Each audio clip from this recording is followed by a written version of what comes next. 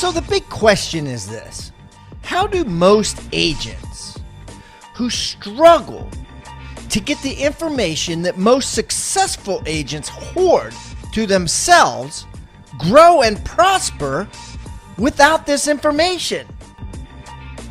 That's the big question, and this video cast is the answer. Welcome to Real Estate Rockstars. I'm your host, Pat Hyben.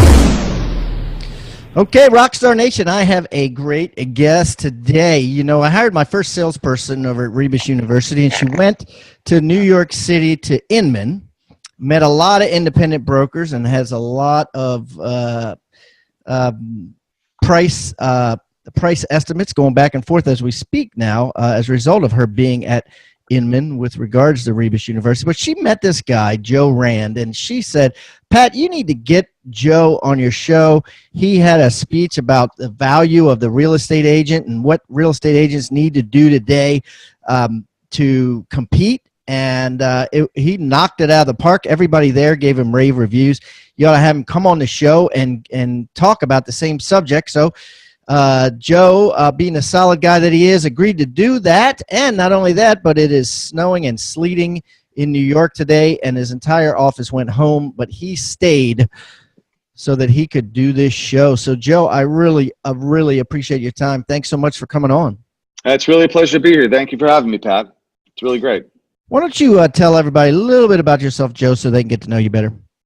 I've been in the business about 20 years, although I got my license when I was 18 and then had another career as a lawyer and a law professor for a while. But I've been doing this since about 2000 and full-time for a company called Better Homes and Gardens Real Estate, Realty in New York and New Jersey. I'm the chief creative officer, and I run the training program, and I've designed a lot of the material marketing and things that we use. And recently, I guess one of the reasons that your salesperson was talking to me is that I just published a book called Disruptors, Discounters, and Doubters, which is available anywhere books are sold, that talks about what we need to do as an industry to overcome the challenges that we're facing. I love it. I love it. And okay, so how many agents do you guys have there in New York and New Jersey? We have about 1,000 agents, about 28 offices. Last year we did about 2.3 billion in residential volume. Wow, so that's no joke. And you are the chief creative officer. What does that mean? It's a title I gave myself because my brother got to be CEO. So he gets to be chief executive officer. I was going to give myself a title I like. But basically what I've discovered after a long time is that I'm not good at managing people. What I'm good at doing is creating stuff. So I just gave myself a title that reflects what I actually like to do for a living. So I come into the office, and a really good day is when I create stuff like create a podcast with you, talking about issues facing there. If I write pages in the book, that's a great day. If I create a marketing piece, that's a great day. It's a bad day when I spend time running the legal affairs of the company, which I also do because I'm also the lawyer for the company. That's always a bad day. Good day is when I get to create. That's funny. All right, cool. So let's jump right into it. So disruptors, discounters, and doubters, the 3 Ds. Let's tackle this.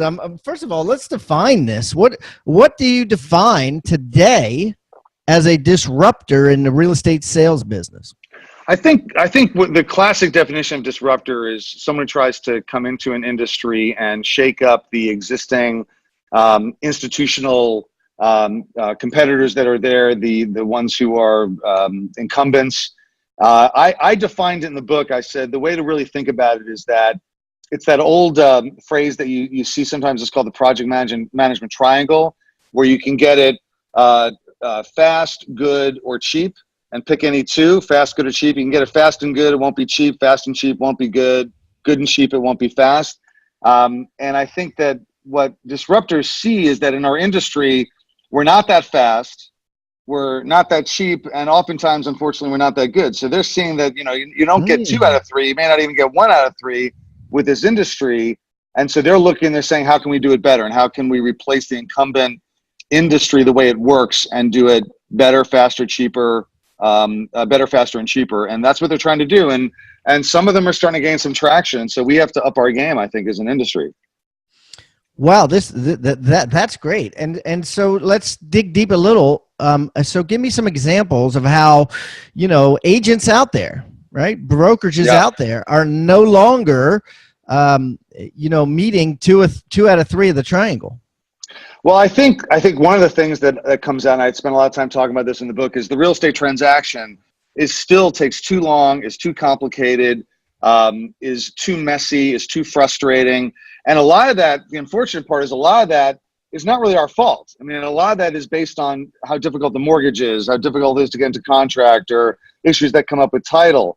But, when you're the one who runs that project and you're the person that started working with that client the minute they start looking for the house, they start trying to sell the house, you're supposed to quarterback that whole process. And if that process goes awry, you're going to get blamed. And so we need to do a better job with the transaction, of making it better for our clients, which means we need to get on some of these institutional partners we have in mortgage, title, and some other areas. So that's one big thing I think that we're falling down on. But I also look, the stuff that we have more control over. We have agents that are still going into people's living rooms, like sellers. They're going into a seller's living room to try to list that home. And they're trying to sell a value package that's 20 years out of date. So the thing is, the agent's presentation becomes all about marketing. It's this laundry list of marketing things that the agent does. I'm going to get it on Zillow. I'm going to get it on Trulia.com. I'm going to take pictures. I'm going to put it out on direct mail. I'm going to offer an MLS. All the other brokers are going to show it. I have a website. But marketing is the one thing that agents do that's really easy to replicate at scale. That I can be a discount broker, charge $500. I can hire a photographer for $100, take pictures. I can hire somebody in Bangladesh to write a description who knows how to speak English and can write a couple of paragraphs about the property. And for virtually nothing, I can join MLS and get the property distributed through Zillow and Trulia and everything like that. The idea of marketing distribution used to be a big deal. Like my company, we spent a lot of money 10, 12 years ago so that all of our listings showed up on Zillow, showed up on Trulia. We had to distribute them ourselves. But now it's done through MLS, which means that everybody's got it. It's undifferentiated, and it's very easy to replicate without spending a lot of money. So agents that go in and make that the cornerstone of their value package, they're missing it. That's not what we do anymore. It's what we did 10, 15, 20 years ago, but it's not why somebody should hire us. Marketing is important, but we should be talking about marketing differently, and we should be talking about all the other different services that agents provide their sellers, and not even getting into buyers, but that agents provide their sellers that from the very beginning of the process to the end of the process. And we don't emphasize that enough. Well, what would be the most important one, let's say? I'll tell you, the most important service that we don't talk about at the appointment is transaction management. It's one of the most important things that agents do. They get that client from accepted offer to closing. They shepherd that deal through all the different problems that might come up. They make sure they keep it on even keel. They stay on top of all the transactional partners. They help fix problems if there's a problem with the title. That's something that sellers don't even really understand going in, how complicated the process can be. But we know how tough the transaction is, so we know how much work that is. And that's the thing we never talk about. But I will tell you the thing that we sometimes talk about, but we're not doing enough of, is staging. Staging, for some reason, has become something that the average agent with the average property doesn't do or delegates. And the same thing with transaction management. I mean, most agents now just, a transaction manager, you go online, get one for $200 or $500, or a lot of companies are talking about just having this huge hub of transaction management, and have all the agents just running around like ants outside of that hub. How do you sell to a seller as part of your value proposition things that are outsourced, like transaction management and like staging? What do you do? Well, you shouldn't be outsourcing transaction management. I mean, I think it's one thing to say that there's going to be somebody who's going to designate, that's going to receive all the calls and be the person that handles kind of the administrative role. But transaction management's more than that. I mean, somebody's got to get on the phone and yell at people. That should be the agent. And that's really what the agent's responsibility is. And I don't see why that should be. We can delegate everything out. You can delegate out pricing. Sure. And certainly tons of agents come on this show and do delegate everything. And I've had agents coming on now, been in business 2 years, have never touched a buyer or seller, and are selling hundreds of houses a year. So talk to me about that. Well, listen, there's different business models. There are agents that all they do is rainmake, and so they've got a team that's going to handle the rest of the transaction. I think that's fine. I think If it's you or if it's your team or it's your broker, you figured out a way to make it an assembly line that there's different people handling different specialized tasks. I think that's great. If you're specializing, and all you do is rainmake, I think that's great. I think that's a very high level agent. I do think though that we've got 1.2 million members of the National Association of Realtors. And my guess is that 95% of them handle that transaction from the very beginning of the transaction to the end. Yes. And I'm speaking to those people because, I'm trying to sell books. I'd rather sell books to the 1.2 million than the 50,000. No, I agree with you. And that's kind of how it is. Like I used to have all top producers on my show, and I kept getting comments from people like, hey, I just got my license, or I've been in business 2 years, or I've been in business 20 years, but I only sell 35 houses a year, and I don't really have a desire to sell 700. And so I started having more balanced guests on that were doing new and different things that people hadn't heard of before. Yeah.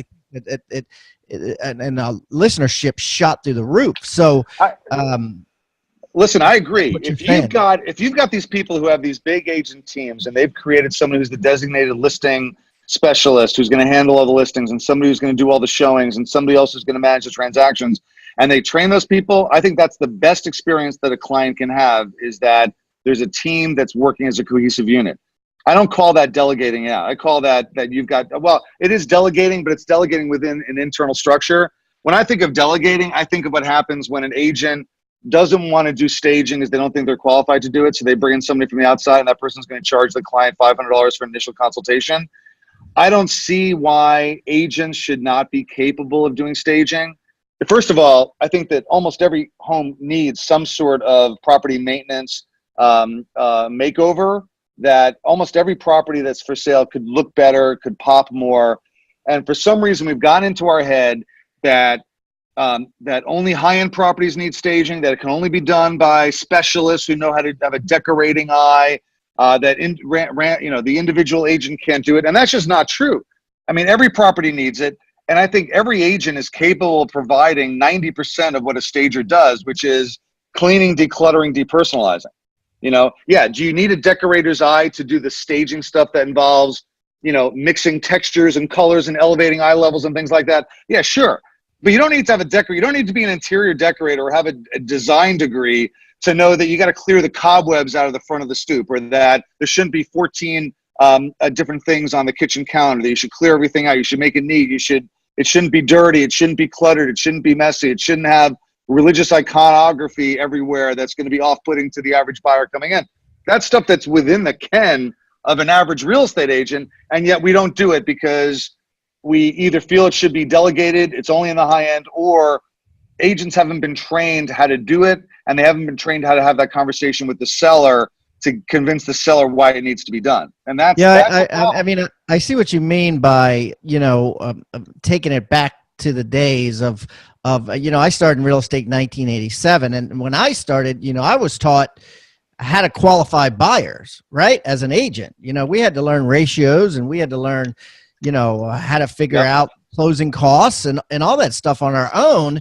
Now it's unheard of that an agent knows that, right? Ask them what ratios are qualified and how to qualify buyer. So I think it kind of goes in that same realm as what you're saying, is you don't need to go that far back, but you need to go back where you're having a much more of a heart-to-heart relationship, a much more emotional connection, a much more service relationship where you're picking up the phone instantly when the person calls, and calling them constantly, and even showing up at their house on a regular basis, than the opposite, which is delegate everything and never be seen again. Is that what you're saying?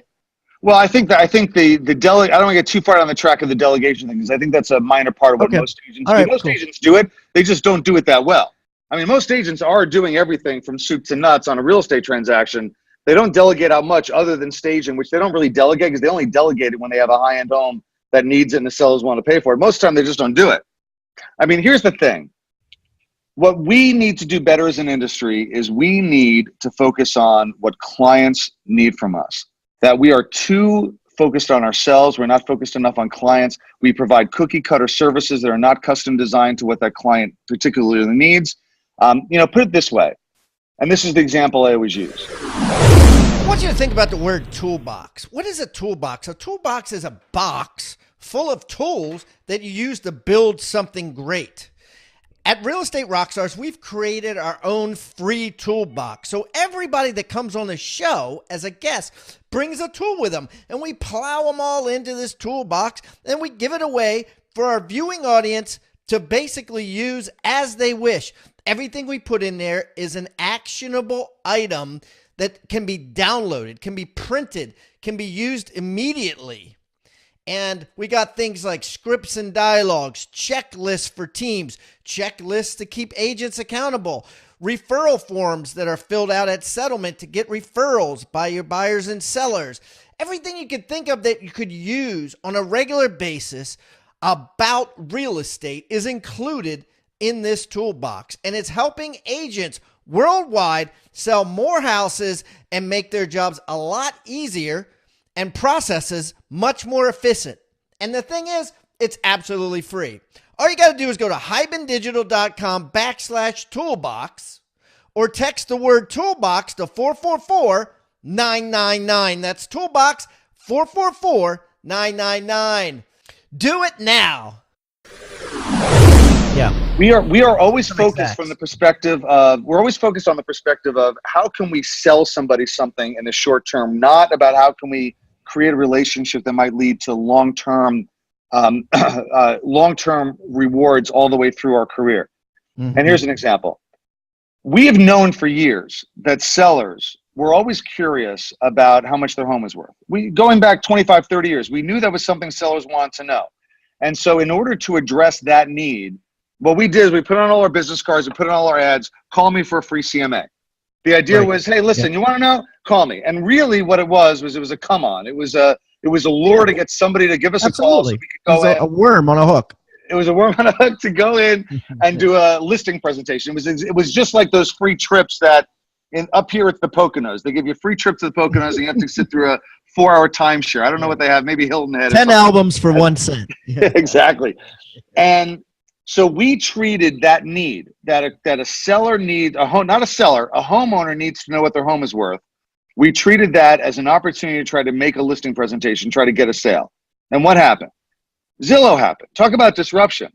Zillow comes up with a system that answers the question for free. Click on a button, find out how much your home is worth. Now, it was imperfect. The estimate accuracy was terrible. It's gotten better. It's still not that great. It's still not as good as an agent actually putting eyeballs on a home. But you know what? I can get it without having to sit through an hour-long presentation of a 28-point marketing plan that the agent wants to give me. I can actually just get it. So we didn't satisfy the need. Zillow satisfied the need, and they built a $10 billion company that they fuel, that the revenue and the value comes out of us. Talk about a missed opportunity. Right. You know? We missed it. What do we do about it? Well, I think we have to stop it from happening the next time. There's other needs that sellers have. Okay, so how's it going to happen next? I mean, that's a great example, right? We missed out. Zillow jumped in, right? Everything's public. You know, the price, an agent bringing over a price is not a big freaking deal anymore, right? And nope. Contrary to what the agents want to believe, that Zestimate is getting closer and closer and closer. Yep. So what do we do about it? Well, how do we not let that disruption happen again for a 1-2 punch? Well, we've let it happen again and again. We let it happen with Angie's List. Angie's List and Home, whatever, Advisor, focusing more extensively and more creatively on what clients might need going forward. What do our clients need? What information can we give to them? Because you know, if you can establish a relationship with them, if you can be their realtor, even when they're not buying or selling a piece of property, I want to be a realtor. You know, I meet you at a party. You said, like, be their Angie's List, be their person that they call and say, hey, who do I need? Who's a good, you know, be the person they call my house. They're thinking of putting in a pool. They want to know how to fix property values. They should be calling us. And they don't, because our focus is not on people who aren't buying or selling. We only focus on people who are buying or selling in the near future. In fact, we have our whole lead generation methodology is designed to screen out, when do you plan on moving? Oh, soon? Okay, great, I'll talk to you. Oh, not for a while? Goodbye. Right, yeah. You know, someone comes to our open house, we ask, we have a qualifying question, you know, oh, are you looking for a new home? Oh, no, I just live in the neighborhood. I want to see how they did the interior design. And we shine them off. They're looky-loos. They're nosy neighbors. We're not interested in them because they're not buying or selling right now. Well, what I try to teach people to do is say, listen, this person that came to your open house lives in the neighborhood. They own a house. They might not be selling this year or next year, but they might sell, I mean, average 5 to 7 years, 10 years. How long are you going to be in the business? You're going to be in the business for the next 10 years? Well, why not establish a relationship with them today, maintain that relationship cheaply through internet marketing, social media marketing, something that costs you a couple of bucks a year to maintain a connection to them. Position yourself as their source of real estate information such that when they do sell 5 years from now, the natural thing for them to do is not to click on a find out more button on a website. It's not to go on Zillow and click one of the floating heads. It's to call that agent that's been sending them emails for the last 5 years that are interesting, that are informative. The person they called when they were thinking of putting in a new kitchen and they want to know how much. Hey, let's call that realtor. Let's ask him his opinion.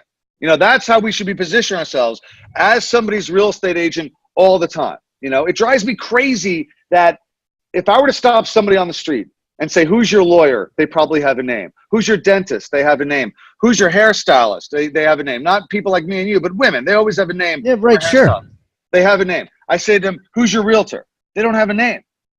Why? Unless they're buying or selling, they don't have a name because they don't think of them. They think of real estate agents as transactional, not relational. And we need to be relational, not transactional.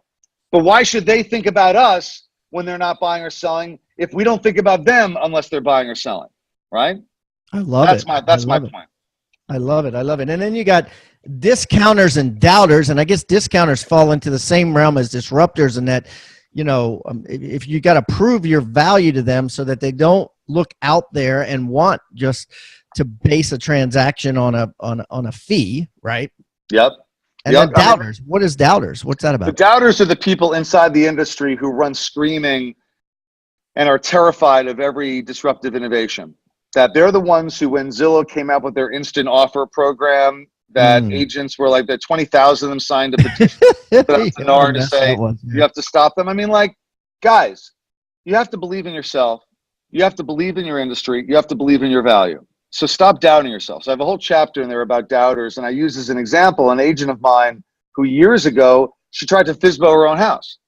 You know, she put a FSBO sign in front of it. And so, of course, she got out like in about a minute. We did fire her. We fired her because she did not. Now, here's the thing. What she said to me, she says, listen, I know how to sell a house. I'm an experienced agent. I've done this a lot of times. I know I can do it. And I don't need another agent to help me through it. And I said to her, you don't get it. It's not about the stuff you do. It's about getting that listing into the stream of commerce that the cooperating broker system provides you. That you want to get the most money for your home, you need to be in a system that allows it to be exposed to the largest number of buyers, not to just the people who happen to be looking for FSBOs. You want every buyer agent working aggressively to sell your home. And she just didn't believe. She thought that she would save money by selling it on her own. And quite honestly, if you believe that sellers have a better experience and get a better price selling it on their own than they do through a real estate agent, then you really shouldn't be in the business. So, I mean, I think she's still in the business, but not with us. I mean, that's the epitome of false prophecy, right? I mean, how can you preach something? How can you convince other people to do something? You don't do it yourself. It's crazy. Yeah. Well, I mean, listen, I understood where she was coming from, the idea that she can do the work she doesn't. I'm like, okay, so don't hire an agent on the list side, but you got to put into MLS and offer out a cooperating broker. Yeah, right. Yeah. Take care. You're not going to do it for, like, for example, 5%, but you got to put it out there for 2.5%. And, you know, for the buy side, because you have to believe in the fact that the system, and I talk about this in the section on doubters, that the one thing that real estate agents have done, that our industry has done very well, is that homes in Rockland County, New York, and Westchester County, New York, and Bergen County, New Jersey, where I have offices, or down in North Carolina is where you are? I'm in South Carolina today. South Carolina. Here in Maryland. I'm from Maryland. So homes in South Carolina and Charleston. What homes sell for in Charleston is exactly what they're worth, because we have created a market in this industry where everybody's got transparent information. Every seller knows what other homes have sold for. Every buyer knows what other homes have sold for. And any buyer can go to any agent and see any home in that market, and every buyer agent can show every property on the market. And that creates a very fluid market that keeps it very easy. Compare that to what it's like when you buy a car. You buy a car, you never know what other people have paid for a car. You have to go to dealer after dealer because the Mazda dealer can't sell you a Ford, and the Infiniti dealer can't sell you a Lexus. You have to go to all those different dealers, and every time you step on a lot, nobody's on your side. because there's no cooperating broker commission being paid to a buyer agent for cars. So buying a car is much more stressful from that perspective. Buying a home is fun. People love buying a home up to the point they have to get a mortgage. The part that we handle is great. It's like shopping. People love shopping. It's once we hand them off to the lender that it becomes a big mess. So it's easier than buying a car because you got someone to take you around. They can show you all the property. They represent you. They get information for you. You get these reams of paper that tells you what every home on the market is sold for, so you can position your offer accordingly. You never get taken. Nobody gets taken advantage of, and that's like one of the most important things we have to convey to sellers, which is that you're never going to trick a buyer. The buyer knows what the house down the block sold for. It's not a secret. It's public information. So you're not going to put one over on them, right? What do you think of these doubters that are thinking, hey, we're not going to need bricks and mortar anymore. Real estate is going to be like a lawyer's office or a accountant office, where mainly we'll just need little offices here and there, but no training rooms and no area to socialize, things like that. Well, I think that I agree to the extent that our industry needs to become more efficient. And as a broker, we need to become more efficient. That we are on a mission as a broker to try to limit our bricks and mortar, try to limit our facility costs. Because you know what? The way I look at it as a broker is that every dollar that comes into the company goes into one of three buckets, right? You got bucket one, that goes to expenses. Bucket two, well, let's say bucket one is agent compensation, which is the biggest bucket. Second biggest bucket is the expenses. And then there's this little tiny bucket, which is what's left over that goes to the broker profit. Yeah. And that's really because the average broker is running between 3 and a good one gets 6% profit margin. You can go down to 0 or even below and not make any money. And I'm not crying about that. Just making the point that the agents who are getting, on average 70 to 75 to 80% of the dollar that comes in goes right to the agent. They might have their own expenses, and the rest goes to facilities. Well, what I try to do is always think about it from the perspective of every dollar I can take out of the middle bucket, the expenses, I can put a little bit in the agent's pocket. I can put a little bit in my pocket. And you know what? The agents will always value their split more than they value almost anything that you can give them. In terms of office space and things like that. So if you give them a choice, you can have a private office, you can have 5 points on your split, they take the 5 points on the split and they'll work from their basement. Okay, that's interesting. Yeah. We need to get more efficient from that perspective. And I do believe that one of the things that brokerages need to get away from is this retail model that we need to be in every town, you need to be in every little area. Like you said, a law firm. And I think that's actually a good analogy because like I was just at a law office today and doing the bad part of my job, the part of my job I hate, which is running the legal affairs of the company. I had a mediation I had to go to. So I went to this office. This guy's got an office in one town, and he services 3 counties from that one 4,000 square foot office space. He's got 50 attorneys working there, and they just run the whole area. He doesn't need to be in every little town because people, when they have legal problems, they don't think of it as like I can only go to the local person. They go to somebody. I think we need to think more regionally as brokers because I think that agents would rather have space they can work in and space they can park at. Like these retail offices that are in these little towns, quaint villages where you got 1,000 square feet and you have no parking, and the agents, they never come to the office because they never find a place to park, and they come in, they don't have a place to work. They meet their clients at coffee shops because they can't meet them in the office. Why do we have those showcase offices? They're just costing money, and I'd rather put it in the agent's pocket than put it in a landlord's pocket. Right, it doesn't make sense unless you're in like a beach town where people are walking down a boardwalk and they're going to look in the window and see like these brochures of houses to buy. Otherwise, you could be on the 15th floor of an office. It shouldn't matter. Accountants are like that. Lawyers are that like. I'd rather have 4,000 square feet on the 10th floor of an office park, Executive Boulevard somewhere, central to a highway in a county, and service the whole county from there, then have 4 offices of 1,000 square feet in little tiny towns that are dotting the villages, because then I can have everybody in one place. I can have a little bit more control over the system. And we have, listen, we got 25 offices. We don't have 25 counties. So like we've got, more offices than I wish we had, but that's been the way we've developed. But I think what it comes down to is we need to reduce. If we can reduce the cost, we can make it better. We can be more competitive generally. And I think that thinking that you need to be on site. God forbid, you said before about being in these beach towns. The worst thing I ever hear is, "Oh, we got a walk-in today," because I know if we get one damn walk-in, that walk-in, they'll be talking about that walk-in for 5 years. I won't be able to. Like, well, we got walk-ins here. I'm like, I want you to go over the deal list from this office for the last 5 years, and I want you to tell me the source of every deal. There's going to be one walk-in. It was a rental. It was $1,000, but they remember forever, and we can't possibly move out of the guy was lost. this village. Yeah, we can't move out of here because we get walk-ins. Like, we have visibility. You know what? You don't need visibility on the street. You need visibility on the web.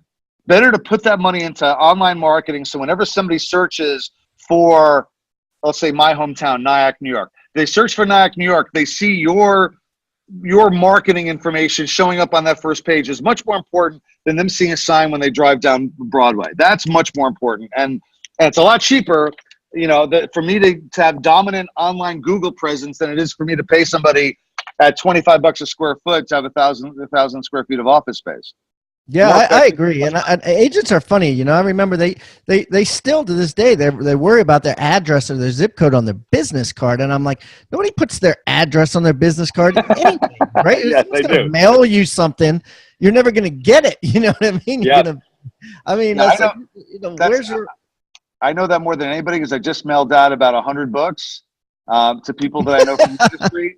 And trying to find their mailing addresses was like, this is impossible. I had to email about 25 of them because their mailing addresses were nowhere to be found on any of their material that was available online. So I had to email them and say, "Hey, listen, what's your mailing address?" Which kind of spoiled the surprise of sending them the book, right? I mean, they know I'm mailing them something. I think you made a good point. How the ego goes out the window when you start talking money. Like you say, okay, would you rather be in an office with bathrooms that you don't have to go out in the hallway and a big coffee bar with an espresso machine and socialize, or would you rather have bathrooms right there and these cool little coffee bars and kitchens and stuff, or would you rather have 5% more in your split? They'll take the split every time. They'll take the split every time. I actually have a rule that I talked about this at Inman a couple of years ago, and I think this might actually be in the appendix to the book that I talk about this. And I say, listen, you take it out of the middle bucket, you put it in the agent bucket, you put it in your bucket. Either way, you split it up fairly so you make a little bit more profit and they make a little bit more split, and you reduce your costs, which is good for everybody besides and reduce your liability, right? And reduce your liability. You're not screwed. And one of the watchwords to that is that, and we did this at our company, we raised splits significantly a couple of years ago because we had to. And we eliminated services that the agents didn't value. And we did surveys, we sat down with agents, we did focus groups, and we tried to find out what things do they value and what do they not value. And our watchword was, if they don't value it and it costs us money, it's gone. Because I'm not going to spend money on things that they don't think are valuable. I'd rather give them the money or keep the money myself. Except in one case. There were things that they didn't necessarily value that I valued and that I thought was necessary. Like, if you give them a choice, we have somebody who's full-time compliance officer. If I gave them a choice, do we need to pay this compliance officer or do you want 3 points on your split? They'll take 3 points on the split all day. But I need that compliance officer because I know that in the long run, that compliance officer is going to keep us out of trouble, save us money in the long run. It's a better service experience. So like a lot of them, they would give up stuff that I think they'd be making a mistake by giving up. And so that's when I have to exercise a certain amount of judgment and discretion in what I have to keep in there. But if I can skinny it down as much as possible, that's what I'm trying to do. And I think that's what brokers need to do to be able to be competitive in markets where you have discounters coming in, doing it for $500. You have companies coming in that will take agents for, a couple $100 a month, a couple $100 a transaction that the broker's really not providing. They've skinnied down the services to be virtually nothing. And they're charging agents. Basically, they're becoming the agent's landlord, not the agent's broker. And that, I think, goes a little too far because I think that brokers do have, I say this, I'm self-interested, right? I'm a broker, but I see brokers as having a role as partners with their agents. And if they provide value, they're entitled to collect some of that commission dollar to pay for their expenses and to pay for what they bring to the table. There are some agents that have left our company that they didn't value the stuff that we provided to them, and I wish them well. And there are agents that we've pulled out of companies that, give them 100%, charge them a transaction fee because they felt that their career was stalled and they needed somebody to partner with them. And we've gotten those as well. I want you to think about the word toolbox. What is a toolbox? A toolbox is a box full of tools that you use to build something great. At Real Estate Rockstars, we've created our own free toolbox. So everybody that comes on the show as a guest brings a tool with them, and we plow them all into this toolbox, and we give it away for our viewing audience to basically use as they wish. Everything we put in there is an actionable item that can be downloaded, can be printed, can be used immediately. And we got things like scripts and dialogues, checklists for teams, checklists to keep agents accountable, referral forms that are filled out at settlement to get referrals by your buyers and sellers. Everything you could think of that you could use on a regular basis about real estate is included in this toolbox. And it's helping agents worldwide sell more houses and make their jobs a lot easier and processes much more efficient. And the thing is, it's absolutely free. All you got to do is go to hibandigital.com/toolbox or text the word toolbox to 444-999. That's toolbox 444-999. Do it now. That's capitalism. You're gonna win them, you're gonna lose them, and it's just about what they want and what they don't want. At the end of the day, you know deep in your soul that even though there's always this internal struggle between the agent and the broker, and I know because I was an agent for years and a broker, that when I was an agent, I always felt like my broker was pissed that I was making so much more money than him, and I think that's natural, right? But at the end of the day, what I didn't realize, which I realized today, was he was making dirt, right? He was pissed because of that, and I didn't get the fact that he was pissed and appreciate. There was one moment in time I didn't appreciate what I was getting, and he almost fired me. Thank God he didn't. But now looking back on it, I think to myself, brokers don't make anything. You know what I mean? Agents should appreciate them more.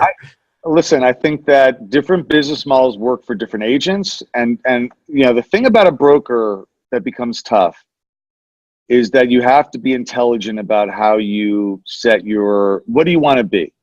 Do you want to be a broker that is a fee-based broker that has very high splits and then you make it up on fees and you cut back on services? Do you want to be a full service broker? Do you want to be I consider our company somewhere of a hybrid that we provide, I think, a pretty high level of service, probably higher than anybody in our local market. But our splits are relatively competitive are pretty competitive to companies that have cap company dollar and stuff like that, we've kept, knock on wood, the vast majority of the people that were with us 5 years ago are still with us, even with the changes in the industry, because of the fact that we've managed to skinny down, raise splits while still maintaining a viable business by getting rid of the services that they don't value, that they don't need. It kind of goes back to that triangle that you talked about at the beginning, the cheap, good, and fast. Cheap, good, and fast. If you can at least get 2 out of 3. I may not be the cheapest, but I'm the fastest and I'm the best in terms of, the services I give to my agents. And I think that's an important point. I think that, you just need, listen, I've been part of different networking groups in the industry, and I've sat down with brokers and we've exchanged financials and we've looked at financials, and there are brokers that make money with all sorts of different types of business models, different types of revenue models that they work. But if they're smart brokers, they can make it work. I think what is going to happen in this industry over the next 5 years is that the strong will survive. I think there will be a leavening of agents that will be pushed out of the business and brokers that will be pushed out of the business, either through going out of business or being acquired because they can't compete on their business model anymore. You need to get bigger in a lot of cases for your business model to work. Sometimes the business model doesn't work if you're making a minimal amount on each agent, but you can make it work if you have 2,000 agents. If you make a little bit on each agent, maybe 1,000 agents, you can make it work. If you're small, you need to make a lot off each agent, or you have to be a producer yourself. And that's what a lot of small brokers are basically agent teams or a broker producing team that make money that way. That's another viable option. That can work as well. Teamerage. Yeah. I mean, what's funny? What's funny is that we talk about agent teams. We've talked about it a couple times. I think agent teams are, when they're done correctly, they can be beautiful. They can be great, both for the broker and for the agent and for the agents who are members of the team. But what's interesting is that you go back in the industry, before the 1970s, the industry was very different. And basically you had the broker, and the broker was like the person. Everybody went to that broker to list their home. There might be 3 or 4 of them in a town, and they had a little office on Main Street and whatnot. and they got more business they can handle. So they got associates, and they said, well, I'll give you my runoff business and you'll pay me 50% of what I give you. And that's where the 50-50 came from, was that broker owners who really were salespeople who handed off the extra business.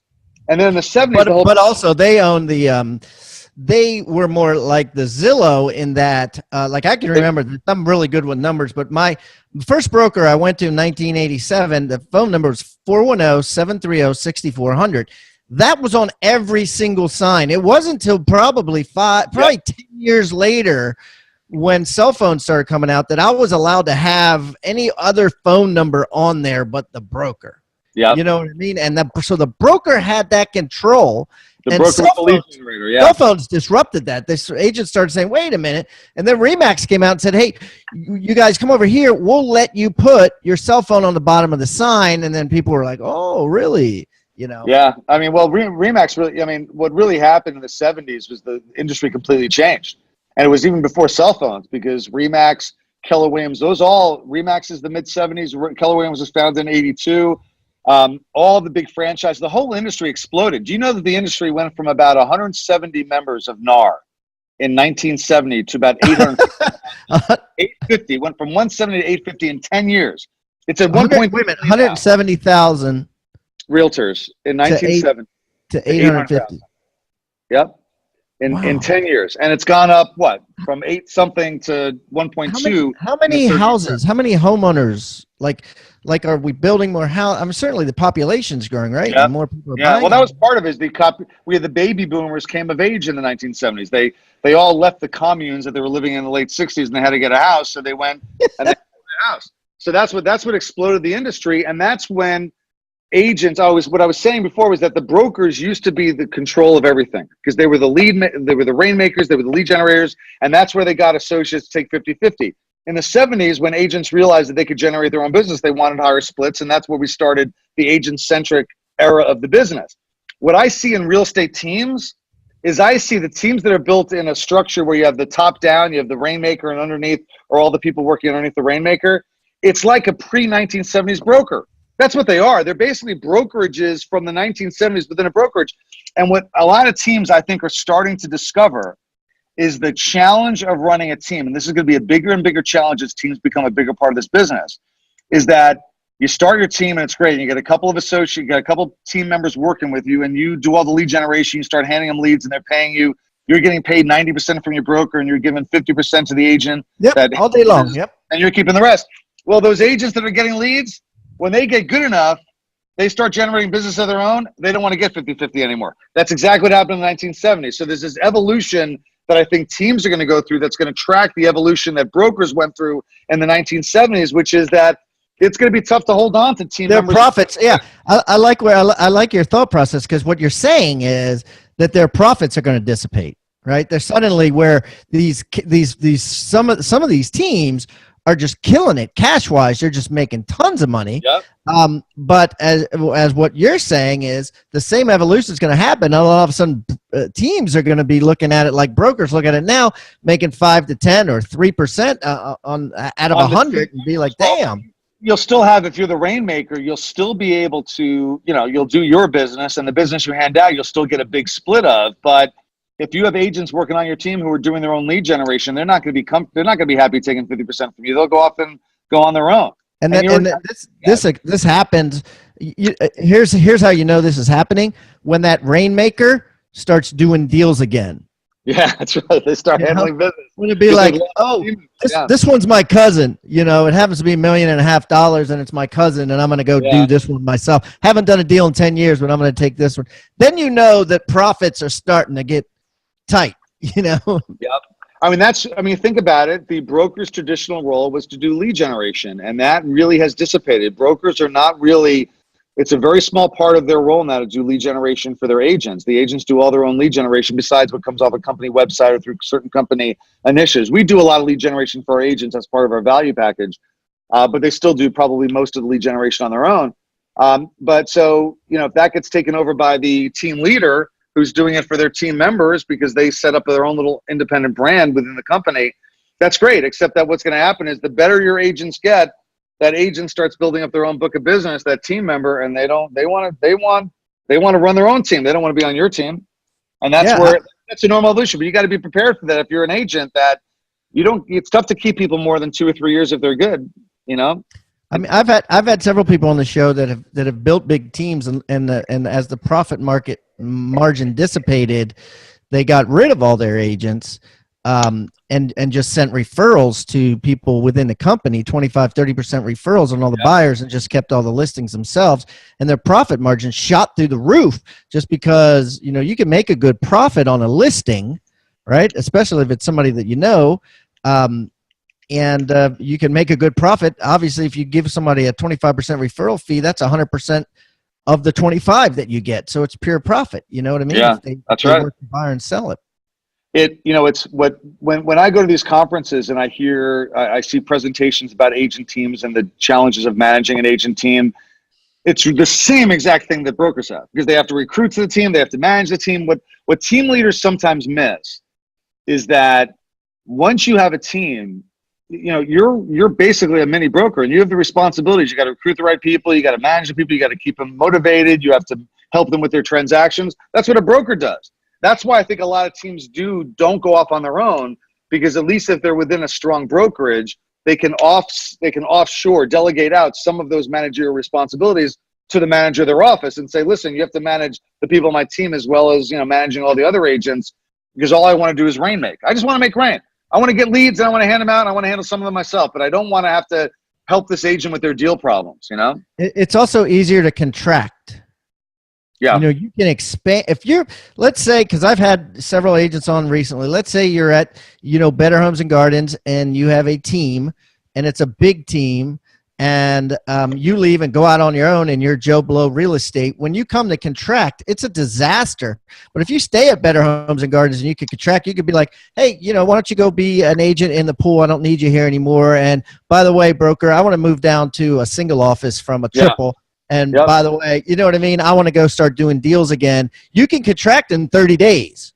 But if you sign a 7-year lease, forget that. You're done. You know, man, you're in trouble. That's right. It's very easy to go to your broker and say, listen, I want to move out of my office next month and get to a smaller space that's cheaper. You can't do that with a landlord. You can't go to the landlord and say, I'm going to be out January 1. Is that okay? It's not okay. And you can fire everybody and start taking all the calls yourself. But if you have an office or whatever, you're gonna constantly try to remove. And I know, because I've been there myself personally. You're gonna constantly try to remove water from the boat by keeping employees, keeping agents, trying to, you know, make it how it used to be, while still maintaining these expenses. Where if you're at a brokerage, you could just bail, right? You could be like, I'll screw it after. Well, I could always build up later. You can also say, you know what, I think I'm going to take the summer off. I'll come back and I'll start working. I'll refer all my leads for the summer. I'm going to take the summer off. You can't do that if you're running a brokerage. You know, you have to maintain the day-to-day management.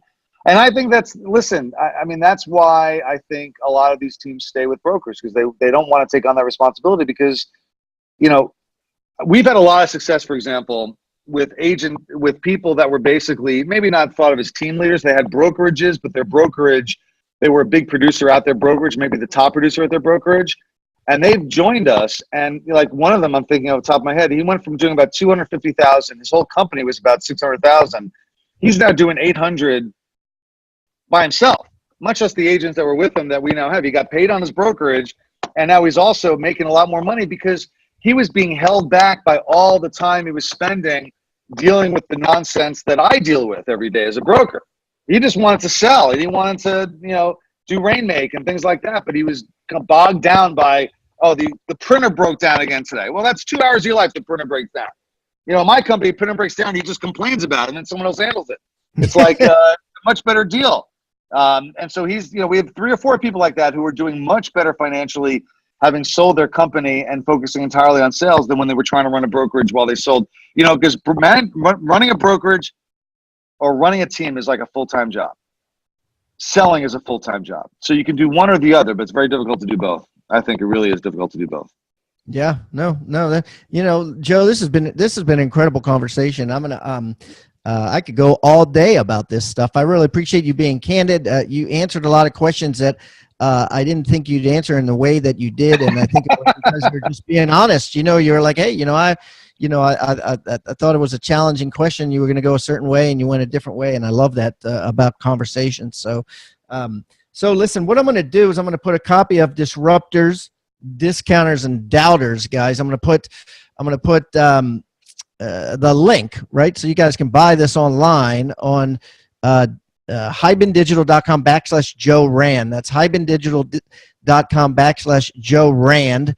And everything we talked about, I'm going to put in the show notes so you can follow up there. I'm going to put all of Joe's information. You guys are welcome to reach out to him, let him know you enjoyed the show, and thank him for coming on. As you know, Joe, everybody that comes on brings a free gift to give to all our listeners. What gift are you going to bring today? I would love to give everybody a free book, but then you tell me how many thousands of people actually give away that many books. That would be prohibitively expensive. Yeah. But when we talked about the value presentation, my company just went through the process of redoing our entire listing presentation to try to focus the services we actually provide context of taking care of a client from the moment that we sit down with them to talk to them until they close. And we create something we call the journey, which is like this visual pathway that shows all the different things that the services the agent provides all the way from first consultation to final closing. And you can get that. We visualize that piece, and I think I gave you a picture photo, whatever, of that put up. So you can see if they questions about it, they will come to me. They're welcome to reach out to me about it. But it's something I put out there. If they want to make create their own version of it, if it inspires them, I'm very happy about that. We want to try to share this information as much as possible.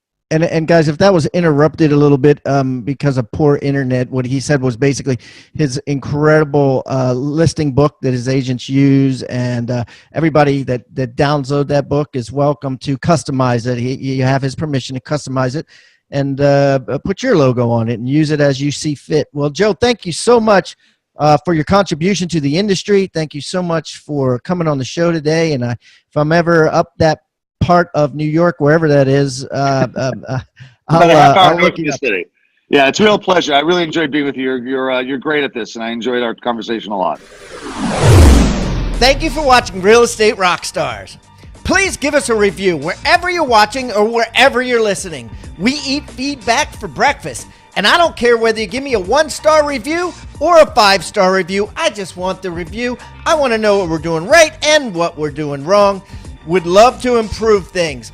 Hey, and listen, please subscribe. The more subscribers we get and the more reviews we get, the better guests we'll get for you in the future. Feel free to reach out to me anywhere on social media. Just type in my name. I'm everywhere, and I look forward to meeting you in the digital world. Have a great day, and thanks again for listening to Real Estate Rockstars.